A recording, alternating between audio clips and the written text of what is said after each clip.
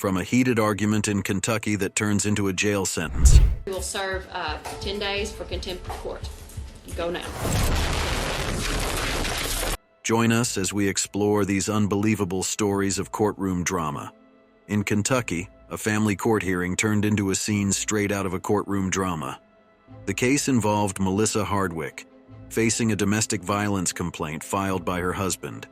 However, the case took an unexpected and violent turn. Go now. When the judge asked the husband why he wants to extend the restraining order, he explains his reasons. It's from this point things go wrong as Melissa becomes frustrated. And are you asking the court to enter an order restraining the respondent from any contact with you? Yes, Your Honor. I've taken your statements in your petition as part of your testimony, but I need you to tell me briefly, in your own words, what happened to cause you to ask for a domestic violence order. Yes, Your Honor. Things have been escalating, I guess, since the first of the year, and Melissa's had a couple MIWs and a couple arrests, and she got out of jail in, I guess, April, and she started. We hadn't really had anything personal up until that point. She got out of jail in April, and she started. My personal life. No. Hardwick, clearly upset, talks over her husband. The judge tries to calm her down and give orders to stay quiet. But Hardwick continues ignoring Judge Edwards' orders to stay quiet. The judge starts to lose patience. No. You will be held in contempt of this court if you become disruptive. I don't care. I haven't done anything to this court. I haven't done anything to him. Ignoring the warnings, Judge Edwards gets really frustrated and gives Hardwick 10 days in jail for not following court rules. She will be arrested for contempt of It court. doesn't make any difference. You will serve 10 days for contempt of court. Melissa becomes frustrated with the judge's ruling against her, which leads her to attempt to harm the judge. Go now.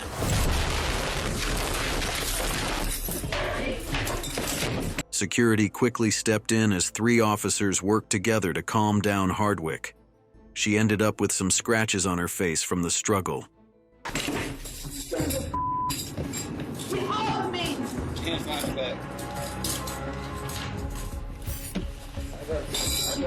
Wait and see.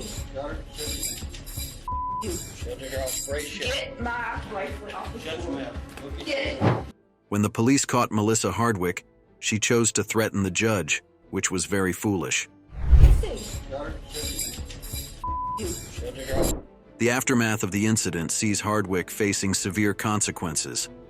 Sentenced to 120 days in jail for contempt of court, she also confronts charges of third-degree threatening, intimidating a participant in the legal process, and resisting arrest. Her bond was set at a staggering $25,000. Despite the violence, the proceedings continue. Judge Edwards did extend the restraining order her husband asked for. In another surprising courtroom event, not unlike Melissa Hardwick's outburst, Alan Boston was in a Tennessee court facing charges for possessing illegal plants. When it was his turn, the court expected him to plead guilty or not guilty. Guilty, not guilty by day. To which he responded, I just want to plead my case to the court. However, Alan Boston had a different idea. He started arguing that what he smoked should be legal, calling it a harmless plant. Yes, sir. I think it's very unfair, the marijuana. I think we the people deserve better because marijuana is harmless ages since the 80s and 90s. The judge, sticking to the role of enforcing the law, didn't want to get into a debate about whether marijuana was good or bad. The judge tried to steer the conversation back to the matter of the plea, asking Boston if he admitted to the charges or if he wanted a trial. I've heard that baloney all my life, so don't go any further on that. Yes, sir. I don't know whether it's good or bad. All I know is Yes, sir. Tennessee still has it against the law. I swore to uphold the laws, and I have to uphold the laws as a judge. It probably is unfair, but I can't change it. You've got to go see the legislature to get that change. Yes, sir. And if you get it changed, now if you want to plead guilty, you can today. But if you want a trial, we can give you a trial on the officer's date, which it's Officer Vincent. Officer Vincent? You want to fix trial date? Yeah, we can do that. That'd be fun. Then you make another speech. Alan Boston agreed to in trial, and as the judge talked with his colleagues to agree on a date for his trial, Boston surprised everyone in the courtroom by pulling something unexpected from his pocket. Hey! We the people deserve better. Before anyone realized what was happening, he lit it up, resulting in officers quickly escorting him out, leaving a trail of smoke behind. Wilson County Sheriff Robert Ryan, who witnessed the scene, called it one of the craziest things he had ever seen in court. Alan Boston's unusual act in court brought him more trouble. On top of the charge he was already facing for having illegal plant, he got another charge for the same reason because of what he did in court. Also, because he disrupted the court, he was charged with contempt, which means he has to spend 10 days in jail. A man accused of making his sister disappear by the order of Satan has made an extraordinary escape in the courtroom through the railing gap from a glass box.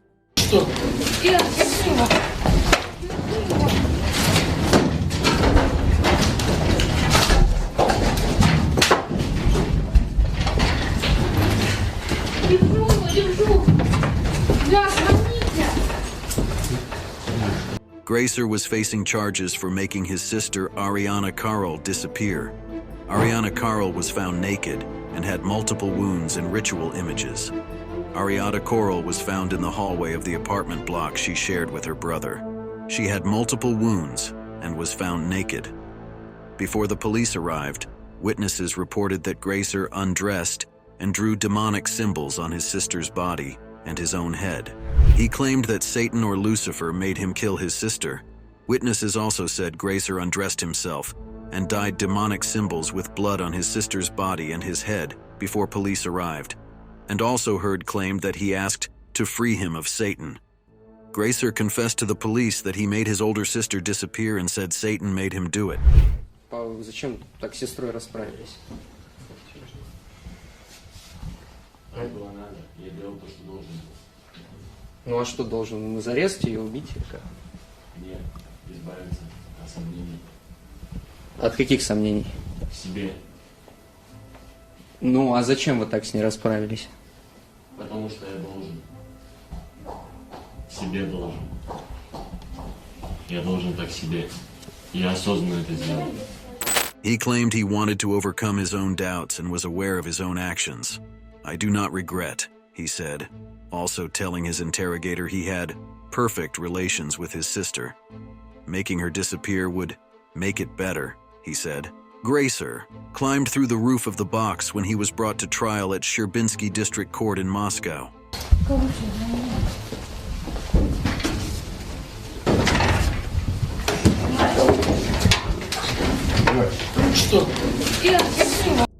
Shocked police officers watched Gracer struggling to squeeze his body through the tiny space before he broke into the courtroom's ceiling.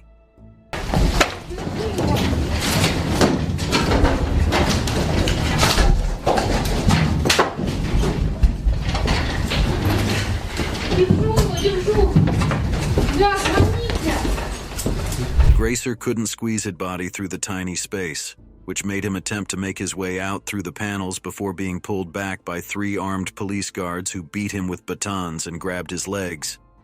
They even tasered him in a desperate bid to stop him from running away. For several minutes it appears he might have got away. Eventually he is pulled down, losing his trousers in the process.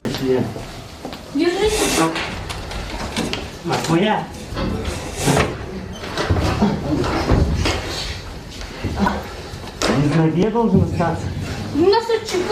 Я спускаюсь. Быстро, блядь!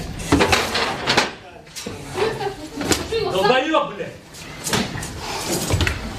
Быстро слезь! Одевайте ему нахер наручники. Наручники, сейчас. За что? А где он залазит? Да он сверху пролез через это. The man was later detained for 2 months by a Moscow court after confessing to making his sister Ariana Carl disappear, which later got him sentenced to psychiatric medical treatment. This is Daniel James Nicholson. He's in court for weapons and driving offenses. Nicholson, a father of 4, pleaded guilty to the charges. The judge chose to revoke bail, which triggered Daniel, as he kept pleading with the judge, "No, no, please no." I revoke bail. I revoke bail. No, you can... As the judge insisted to revoke the bail and his lawyer couldn't do anything, Daniel Nicholson then took things in his hands. Daniel Nicholson climbed onto a table within the court and tried to run away. As he continued trying to push his way toward the door, more officers pile on him. Despite this, Nicholson struggled, resulting in injury to one of the officers involved. Eventually, he was detained and removed from the courtroom through an open door. The judge described Nicholson's actions as impulsive, violent, and forceful.